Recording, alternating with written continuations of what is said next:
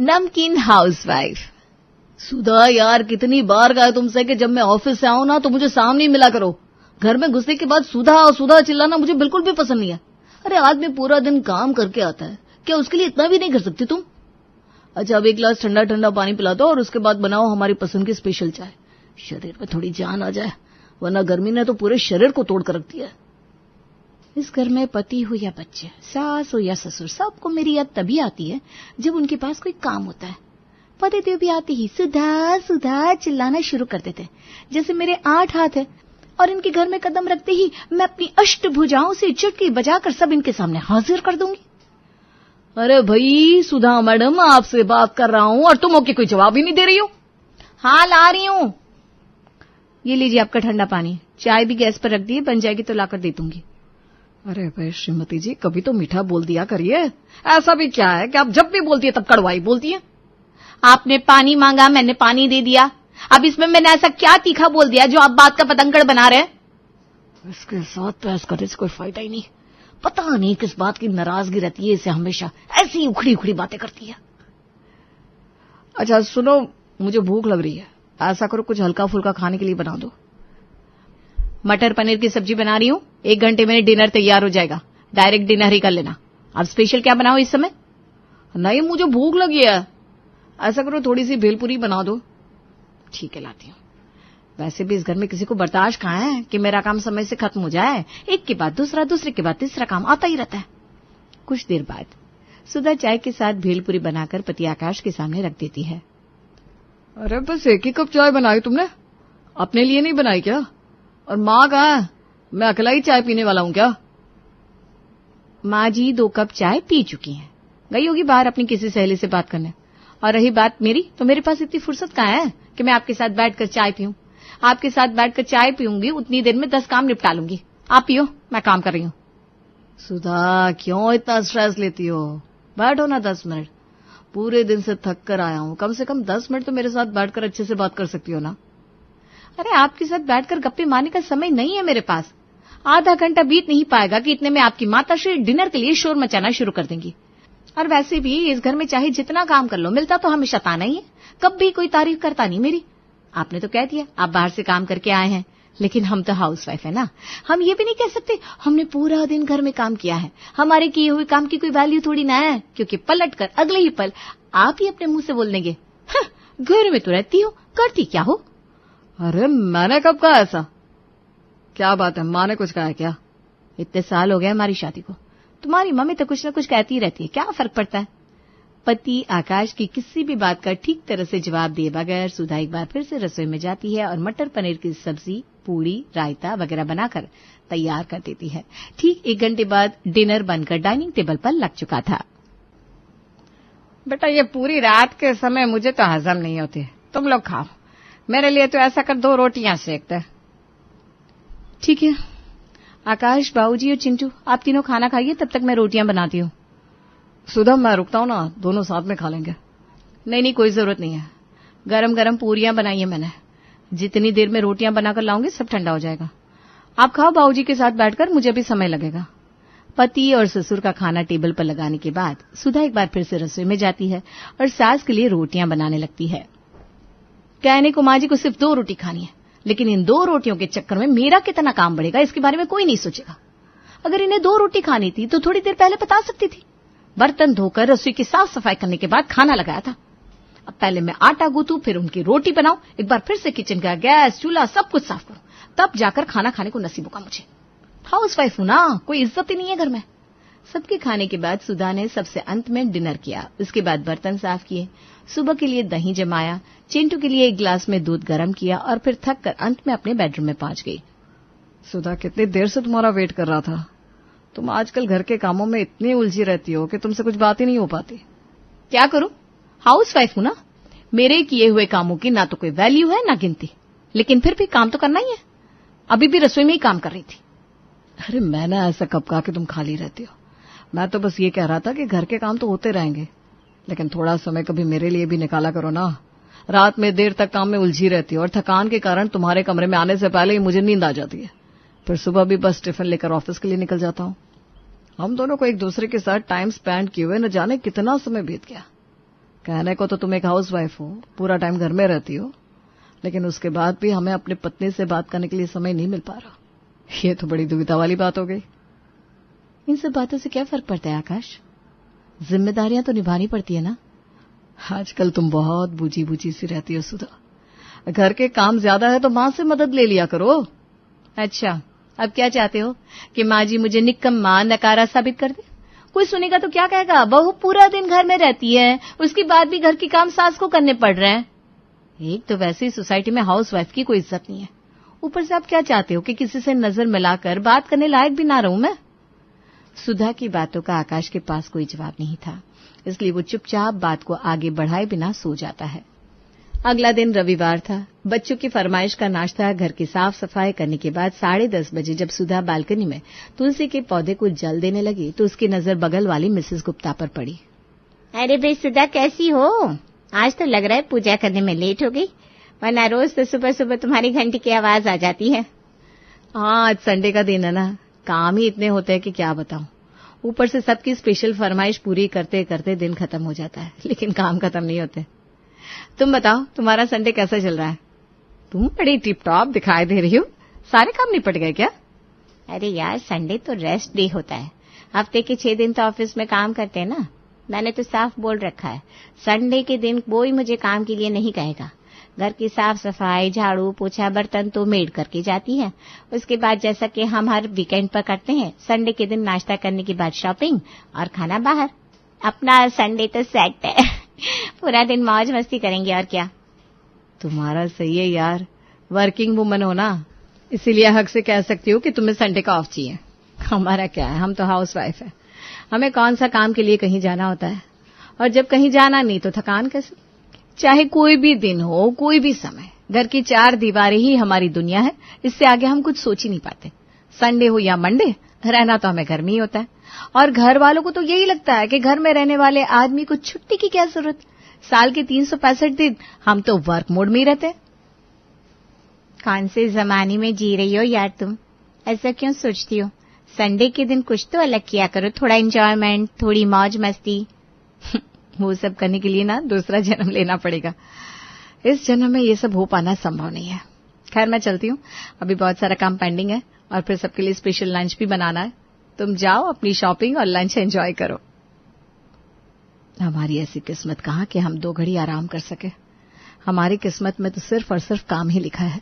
सुधा अंदर आई तो देखा कि सास अपनी बेटी से बातें कर रही है। हाँ अंजलि बेटा, अब तेरा और तेरी भाभी का कोई कंपैरिजन थोड़ी ना है। वो तो घर में रहती है, उसे कौन सा समय की कमी है।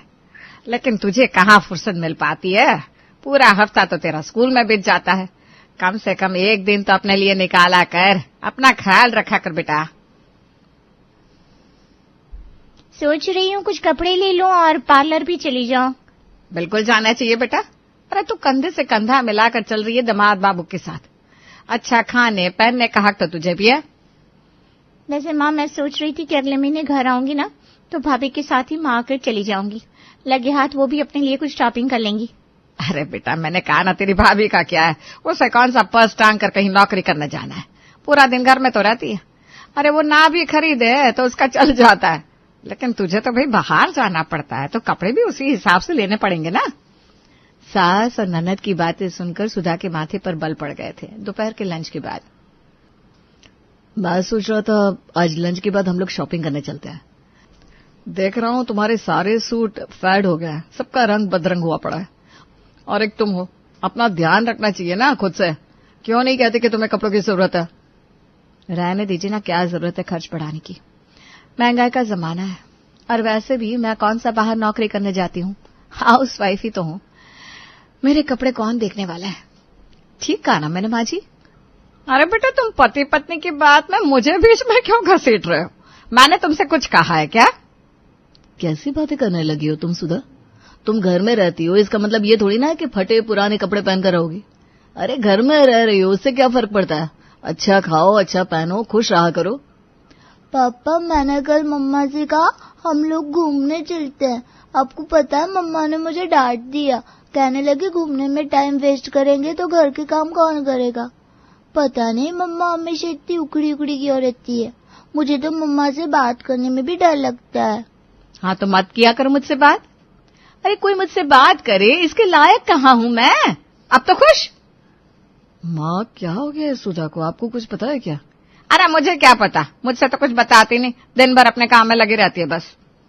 हाउसवाइफ होने का बोझ अपने दिल पर उठाए सुधा किसी तरह अपना समय बिता रही थी कि एक दिन, मम्मा जल्दी करो, मेरी बस छूट जाएगी। अरे हाँ तेरा रोज का है, 1000 बार का है, 5-10 मिनट पहले उठ जाया कर। तेरी ये लेट उठने के चक्कर में रोज रोज बस के लिए मुझे रेस लगानी पड़ती है।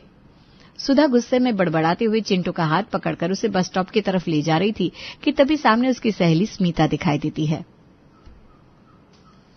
अरे स्मिता, तुम बेटी को बस स्टॉप तक छोड़ने आई हो क्या? क्या बात है, आज ऑफिस की छुट्टी है? नहीं, मैंने वो जॉब छोड़ दी। क्या बात कर रही है, तूने अपनी जॉब क्यों छोड़ दी? इतनी अच्छी जॉब थी यार, तू तो असिस्टेंट मैनेजर थी ना अपनी कंपनी में, 80,000 रुपए सैलरी भी थी।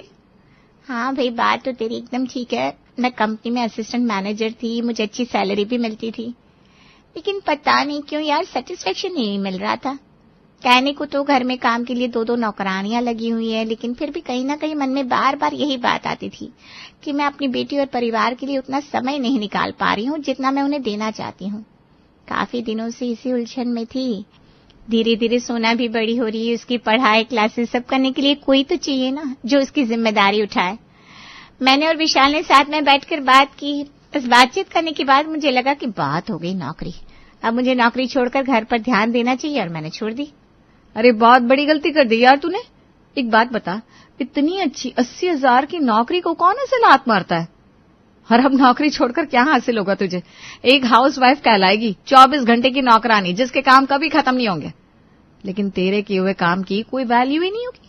अरे ऑफिस में तो सिर्फ 8 घंटे काम करके आती थी, उसके बाद भी 10 लोग सलाम ठोकते थे ना। असिस्टेंट मैनेजर थी तू, सोसाइटी में एक रुतबा था, नाम था, और अब ये सब छोड़कर तो बनी भी तो क्या हाउसवाइफ।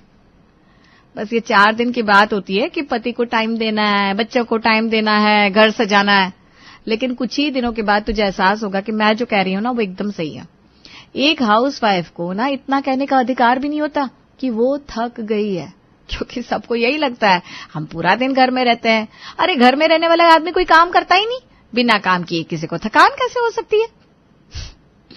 देख सीता, ये कैसी बात है अपने मन में बिठा लिए तूने, और ऐसा किसने कह दिया तुझे कि हाउसवाइफ की कोई वैल्यू नहीं होती? तो एक बात बता, सुबह 5 बजे उठती है, उसके बाद आधी रात तक पूरे घर की जिम्मेदारियां उठाने में लगी रहती है। कोई मूर्ख ही होगा ना जो कहेगा एक हाउसवाइफ पूरा दिन कुछ करती नहीं। अच्छा एक बात बता, क्या तेरे हस्बैंड की सोच ऐसी है? उन्होंने कभी तुझे ऐसा कहा है कि तू पूरा दिन घर में खाली रहती है?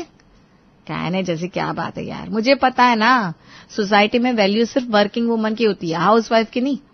एक हाउसवाइफ सिर्फ और सिर्फ फैमिली पर बोझ होती है। आज के जमाने में हर किसी को एक वर्किंग वुमन पसंद है, जो महीने के अंत में एक मोटी रकम लाकर पति के हाथ में रखे। उसी को परिवार और समाज में इज्जत मिलती है, और यही सच है। देख देख, बच्चों की स्कूल बस आ गई, बच्चों को बस में बिठा देते हैं, उसके बाद दोनों आराम से बात करेंगे। ठीक सुधा, हाउस वाइफ होना या वर्किंग वुमन होना ये अपनी चॉइस या परिस्थितियों पर निर्भर करता है। मुझे देख, मैंने तो एक वर्किंग वुमन होने के बाद भी खुशी खुशी हाउस वाइफ बनना स्वीकार किया है। ना तो हम एक हाउस वाइफ को जज कर सकते हैं और ना ही वर्किंग वुमन को। अपनी तरफ से हर कोई फैमिली के लिए मेहनत कर रहा है, लेकिन तेरा ये सोचना कि हाउस वाइफ होना कोई बहुत छोटा या बेकार काम है और हाउस वाइफ के समाज या घर परिवार में कोई इज्जत नहीं होती, तो ये बहुत गलत है। बल्कि मैं तो कहूंगी जॉब तो फिर भी 8 घंटे में खत्म हो जाती है, हम कंप्यूटर बंद करके अपने घर आ जाते हैं, लेकिन एक हाउस वाइफ, उसका काम कभी खत्म ही नहीं होता। वो अपनी फैमिली की जिम्मेदारियों से कभी मुंह नहीं मोड़ती।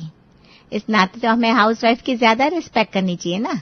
और सबसे बड़ी बात, किसी और से रिस्पेक्ट की उम्मीद रखना अलग बात है और खुद के काम की ही इज्जत करना एक अलग बात है। मुझे ऐसा लगता है कि तू खुद ही अपनी रिस्पेक्ट नहीं कर रही।